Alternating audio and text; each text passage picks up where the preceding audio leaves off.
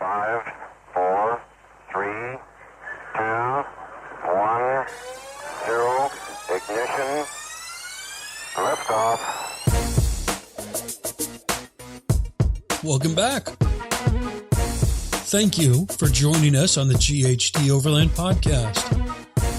This is where you get the greatest interviews and insights from overland travelers around the globe, learning from their stories and experiences as we interview overlanders from places like Australia, Africa, the Americas, Pakistan, and today, Canada. You will learn the basics to the advanced in overlanding, so buckle up and get ready for more adventure. I'm Chris. And I'm Lisa. This is part 2 with Ray Hyland. Last week, we learned about the Polaxiacs, to immerse yourself as a local and get out of the truck and immerse your senses in the environment you're in, which I thought was solid advice because we all get busy, you want to get somewhere, and you don't stop to think to stop. Exactly. Like so much more than just seeing it from a window. Yeah, it reminds me of the advice we got. I apologize, I don't remember exactly which interview it was. I think it was Burned with BC Overlander. Safety-wise, you don't want to drive at night, but as well, you don't want to drive at night because you miss all the scenery. So it's the same thing. Don't miss the good stuff by getting in a hurry. That's what we're kind of getting out of. This week, you will want to buckle up as we cover border crossings, navigation, and all the finer details of Ray's overlanding setup, both for their London to Singapore trip along with his current day setup. All right, are you ready? I'm ready. This is a really good one. Ray has a great story of a border crossing experience that in my mind was just epic. What did you think? My jaw dropped because I wanted to ask him, can I say it now? No. Oh. Let's get into the episode. Border crossings will be tedious. And confusing, and they're purposely set up to be tedious and confusing. And I think you just need to go into them with a sense of humor, and just go with the flow at the border. Don't expect it to go the way you think it should go. Don't look for any sense of efficiencies. Don't expect people to be polite. Don't expect anything to make sense. And just kind of run with it, and and also give into local culture a little bit. I mean, there are, there's a huge subset of the overland community who says, I will never ever make a bribe at any time on any trip, which is awesome. And if those people want to spend 10 days sitting at the border somewhere, more power to them. But at the same time, I mean, I've been in situations where it's like, okay, this is really frustrating. There's 10 pages of paperwork. I don't speak the local language, so I can't figure it out. There's a dude sitting here near the border, and he's like, for 100 pesos or whatever it's going to be, I can sort out everything for you. And I'm like, okay, here you go. For the equivalent of $20, and I'm through the border in an hour. And I see people who've been camping there, and they go back into town to buy provisions. I'm like, yeah, we'll take the easy way out, thank you. Yep. So I think, but at the same time, I mean, it's not like you're just throwing money around when you're going through a border. You just need to be patient. You need to understand what the process is, and just recognize that sometimes you're going to need a little bit of help, and sometimes there's an expectation for a little bit of, as some countries call it, a little bit of tea money. Why don't you buy me a cup of tea and I'll see if I can make this work a little faster for you, sir. So I'm not saying that you should do it one way or the other, and we've kind of gone with both approaches. I think, just when you go through a border, go in with an open mind and a relaxed attitude, and don't be too fixed or rigid in your thinking. Just kind of go, all right, let's just take a look at this and see, we'll do what we need to do to get through this as painlessly as possible. Any specific border crossings that stand out to you? The crossing from Turkey into Iran was interesting because we were approaching the border coming out of Dogbayzit in northeastern Iran, in Turkey, heading towards the border with Iran, and we ran into a lineup of trucks that were sitting waiting for the border to open, and the lineup of trucks was maybe 4 or 5 miles long. Oh, wow. There were literally thousands of trucks. And so we were like, well, I guess this is a lineup for the border. And we kind of pulled in, and a couple of truck drivers saw us, and they waved us forward. They said, no, you guys can go up ahead. And so, but the whole road was blocked with trucks. And so we ended up driving over the concrete onto the grassy meridian in the center of the highway, and we drove up the grass for like 5 miles past all these trucks, and we had to drive around obstacles. At one point, we clipped a truck, and the driver was really gracious. He just kind of shook his head and laughed at us and waved us on. And when we got up to the border, we found a local fixer, and he took us through this process that we never ever would have figured out on our own. And to the point where, like, just to get the 20 different people who needed to sign and stamp our various forms, not speaking Farsi, I mean, I would never have figured out how to, or Persian, how to get this done.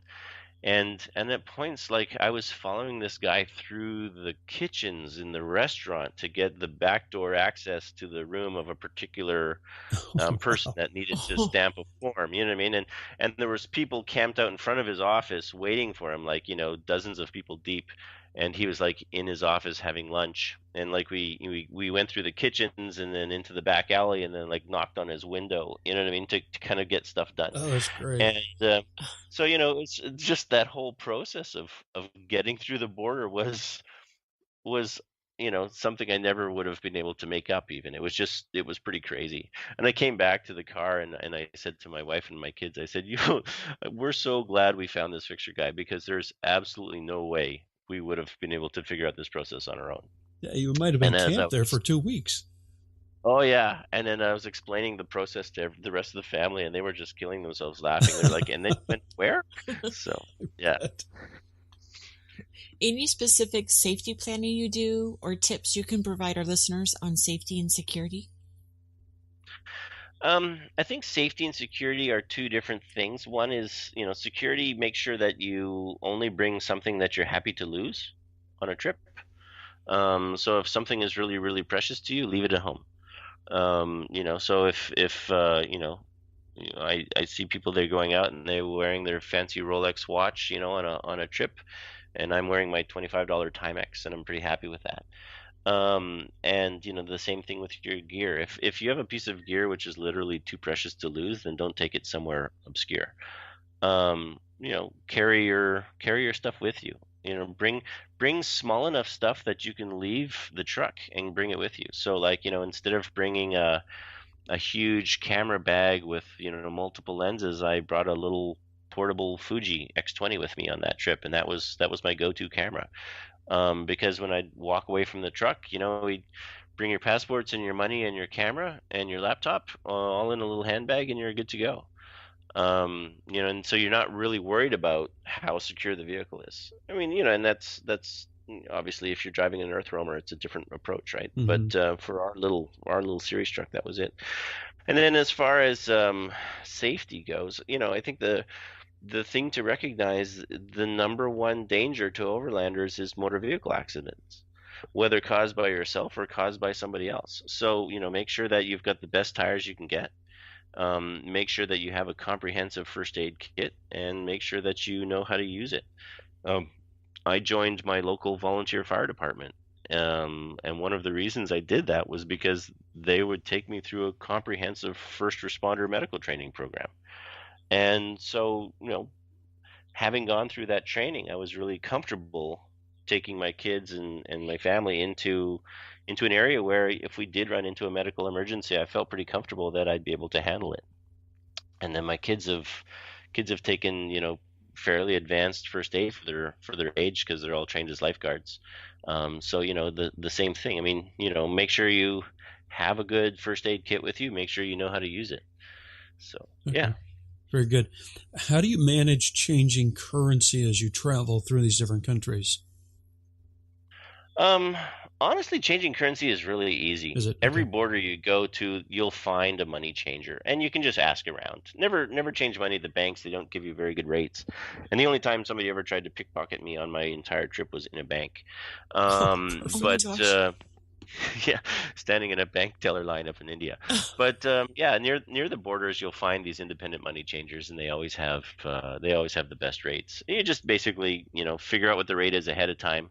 Go to the money changer and make sure there's two of you, because there are stories and there are instances where shady people at money changers will try to rip you off. They'll try to do a little sleight of hand, or they'll show you their money, they'll count it out, they set it below the counter, and then they pick up a different stack and hand it to you, or whatever. You know what I mean? That kind of stuff happens around the world, whether you're at home or whether you're on a trip.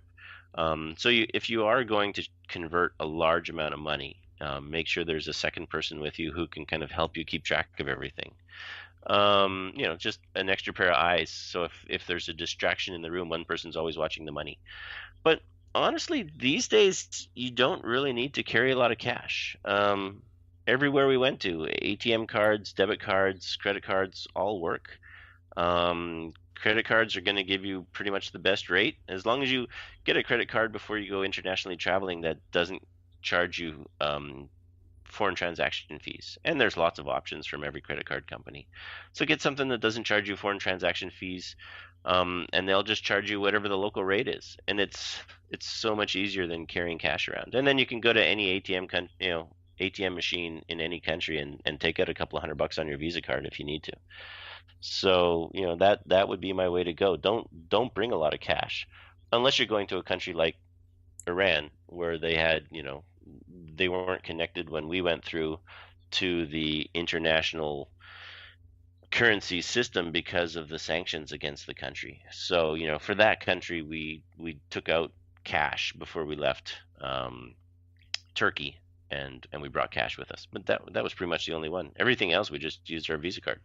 Perfect. Okay, good. On navigation and communication, how do you make sure you know where you are and you don't get lost? Like, what is your current method of doing that? Use my phone. Yeah, I mean the Maps.me app, which I love. I think it's $1 to download all of the offline maps for any country in the world. And so $1 per country. So we went through like 16 countries on our trip, so $16 worth of maps, and it works just like Google Maps. I mean, you can program your street address into it. It'll give you turn-by-turn directions to where you want to go. It has topographic information, and it uses local, municipal, and government data in its base layers. So it's usually quite up to date and has a lot of comprehensive information on it. But the nice thing about that is you can be in the middle of nowhere with no cell service, and with an iPhone with a built-in GPS function, you can still know exactly where you are. And then on our London to Singapore trip, we also brought one of the DeLorme InReach devices. Okay. And that was handy. We never needed it for an emergency, but it was nice to be able to send a note to my mom every once in a while to tell her where we were so she wouldn't worry. And also that's a fun little device for, posting onto Facebook if you want to, and sending and receiving emails. So, I was still working on one client project on my trip, so I was able to send and receive emails to my client, every once in a while as required. I tried to unplug as much as I could for the trip. So, okay. Do you generally do any sort of work during your overland trips? I'm semi-retired. We do a bunch of little consulting projects, and we have a series of events that we manage in the summer times. So there's not a lot of work usually when we're traveling, but it's still nice to be able to keep in touch with people, Yep. just in case somebody comes up with a question. But yeah, we don't do a lot of work in general when we travel. Probably the most work that we would do would be schoolwork, because we homeschooled our kids up until last year, and so we would bring some textbooks and stuff along, and we'd be doing homeschooling when we'd be camped out. Okay. And on vehicle maintenance and repair, what would be your current pre-trip planning process so you're confident in your vehicle that you take? I guess it depends on how remote you're going to be. But I mean, for before any trip, obviously I'm going to check and change all the fluids, make sure my brakes and my tires are in great shape, make sure the steering is in great shape. I mean, you can fix anything else on the trail, but if you have a catastrophic steering problem, you can't even tow the vehicle out. So that's the number one system you need to always be concerned about. Um, and other than that, I think just bring a few basic spares which are appropriate to the vehicle, some fan belts, and usually as far as spares go, I don't bring a ton of spare parts with me usually for a trip, but I'll bring raw materials that I can use to make spares, if that makes sense. Yep. So I'll bring lots of random nuts and bolts and big washers and small pieces of steel with holes randomly drilled in them, so I can brace something or secure something or fix a bracket if something breaks. And um, I bring the rescue tape, high pressure silicone tape, which you can use to repair hoses in the field and that type of stuff. So usually I'll just bring enough to make an emergency field repair and get us to another city. So yeah, it kind of depends on where we're going, how much pre-trip maintenance we're going to do. But I mean, I try to keep all of my vehicles well maintained on a daily basis. So everything is pretty much ready to just throw some food in and hit the trail at a moment's notice. Okay. Did you carry one spare tire or two? I carry one spare, and then I carry a comprehensive tire repair kit, and I also carry an inner tube appropriate to the size of whatever tires are on the vehicle that I'm in. So you can, in an emergency, like if you've got a badly torn sidewall, for example, you can stitch that closed and put a tube into a tubeless tire, and that'll get you home. Perfect. Love it. So Yeah. let's go through some onboard necessities real quick. How much fuel can you carry with you, and how far does that take you? And let's do the trip you did from London to Singapore. Okay, so that truck had a single underseat fuel tank, which was roughly 45 liters, I think. And that would allow me to drive for roughly 10 hours. And because it's a small 2-liter engine. And then I carried two 20-liter jerry cans of fuel on the front bumper. And so, kind of your old Land Rover style, where you see a couple of jerry cans, on the two edges of the front bumpers. So yeah, that was our fuel system. I think on like day 6 or something like that of the trip, the fuel gauge broke in that truck, Oh, perfect. and so I took a branch off of a tree on the side of the road and stripped the branches off of it, or stripped the leaves off of it, and I used to dip the tank every morning to see how much fuel we had. But because we didn't have a fuel gauge, we were constantly forgetting about it and running out of fuel in the middle of cities and stuff. So we'd push it to the sidewalk and pull a jerry can off the front bumper and fill it back up. Awesome. So yeah, so there were a couple of areas, like there were parts of India and northern Myanmar where fuel was pretty scarce, and so we picked up an extra fuel can for those legs. So we had, I think, 3 fuel cans with us that were full of petrol. But I think only once or twice did we actually need to use all of that fuel to get between petrol stations. Most of the time, I mean, again, kind of like with food, anywhere that there are people, you can usually find fuel. So, and in remote areas, a lot of developing remote areas, sometimes it's a little harder to find gasoline. But most of the time, gasoline is widely available, even in little villages, is because it's what all the scooters run off of. So Okay. people with little tiny motorcycles will use gasoline, whereas diesel is used just for the bigger transport trucks.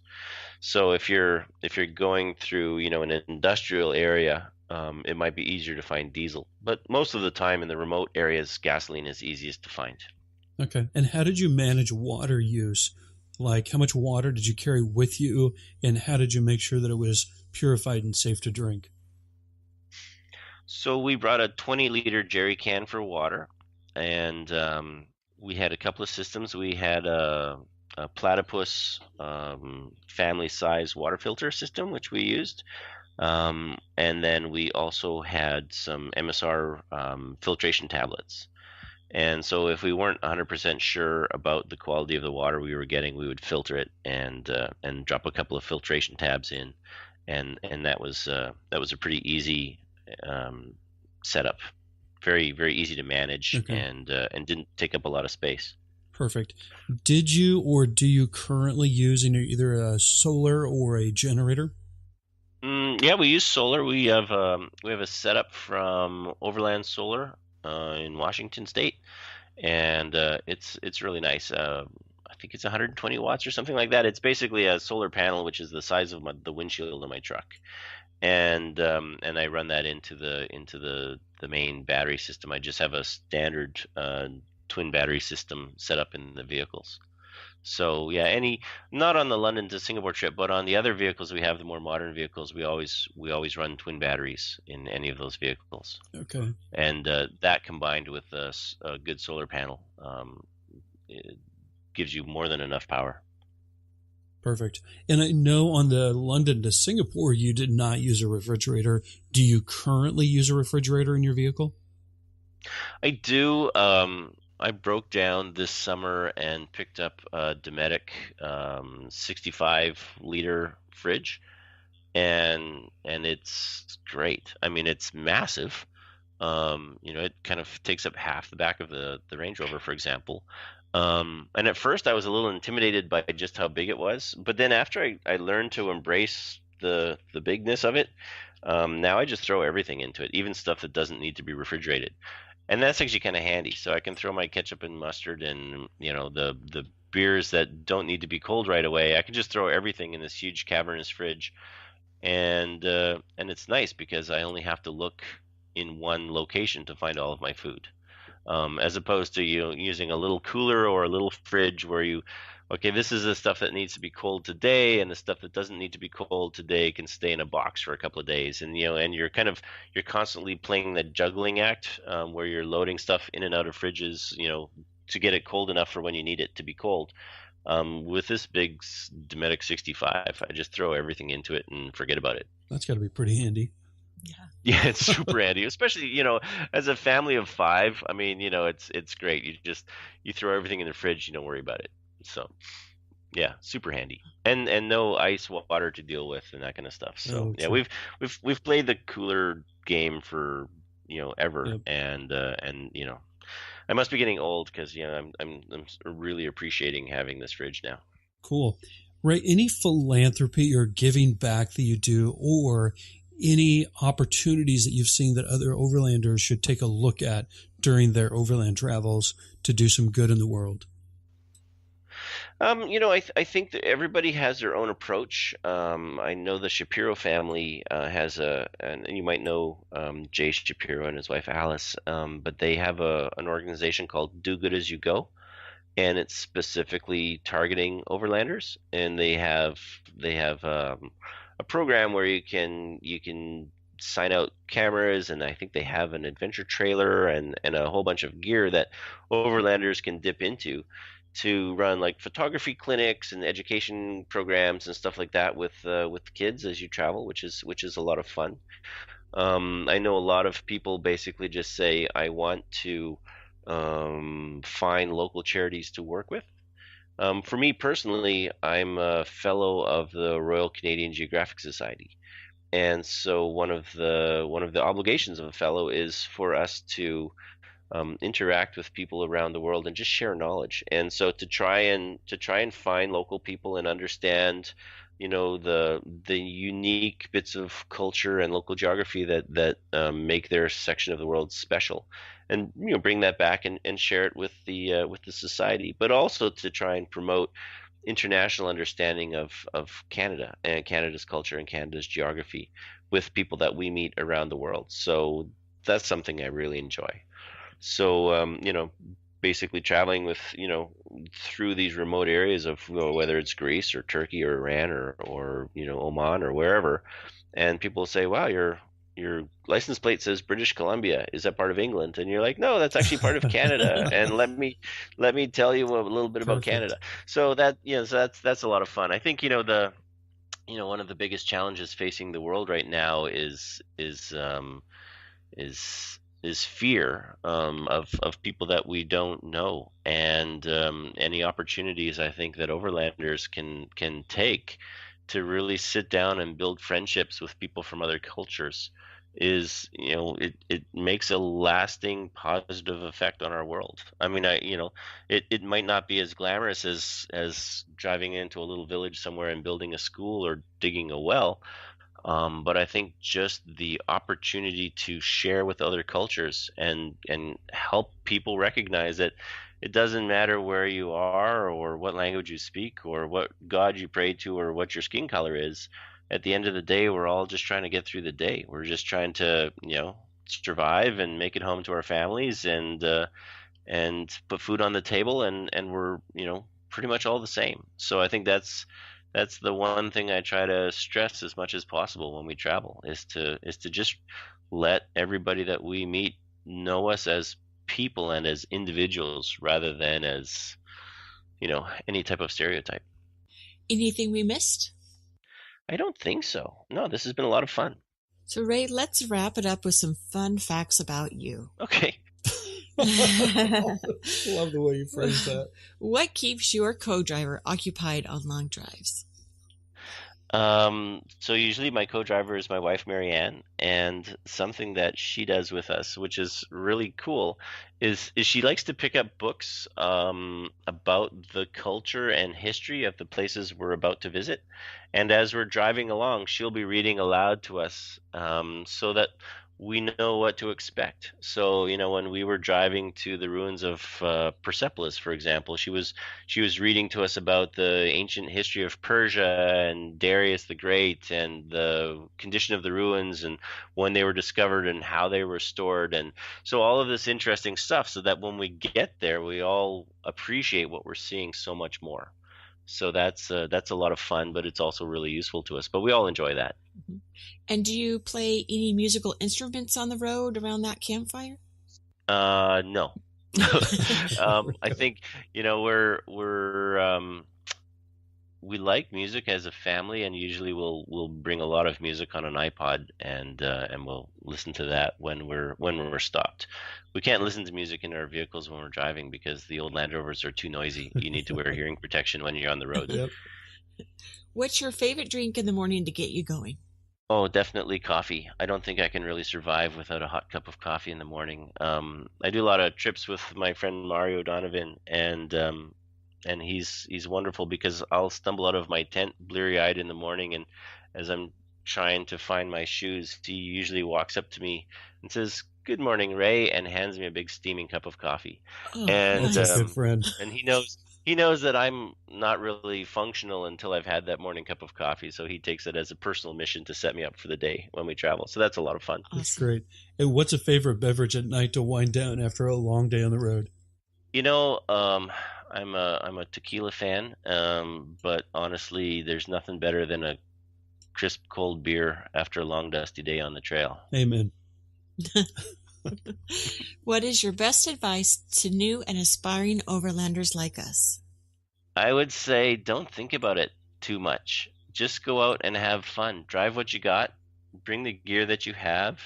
Don't worry about having the right setup or the right gear or don't worry about what if everything goes wrong. Everything's going to go wrong anyway. So just adapt and overcome as it goes wrong and learn from it and just have fun. Just basically throw some gear into the back of your truck and go. And you will slowly evolve your setup as you go, but honestly, don't put too much time or effort into planning the perfect setup. I mean, I know guys who've put $100,000 into their truck and it's still sitting in the driveway waiting until it's perfect before they go somewhere. And just go. Perfect. Ray, it's been a lot of fun. How can people learn more about you and what you're doing? Well, I work with the Overland Rally series, and so that's a series of events that we host every summer. So I'm always there, and then I do a lot of writing for Overland Journal and for the Expedition Portal and Canadian Geographic and various other websites or publications. So yeah, I'm usually just a Google away. Very good. And any more information you'd like to give or useful resources that our listeners should check out? I would say the Expedition Portal website is probably the single greatest overlanding resource in the world.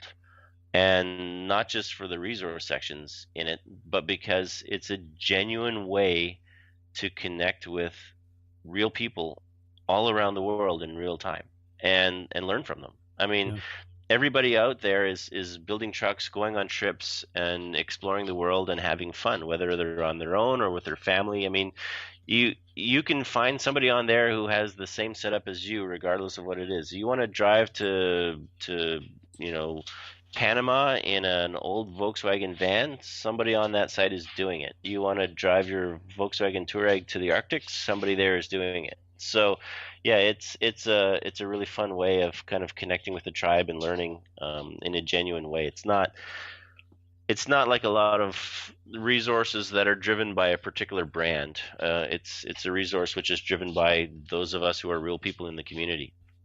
Perfect. Ray, thank you so much for your time. We are humbled that you've given us such an amazing look into your world, experiences, and knowledge. Safe travels and adventures to you, and we hope to catch up with you again soon. Thank you. It's been wonderful. Thanks for having me. Yeah, absolutely. Thanks for joining us, Ray. Thank you very much. Yeah, cheers. Bye.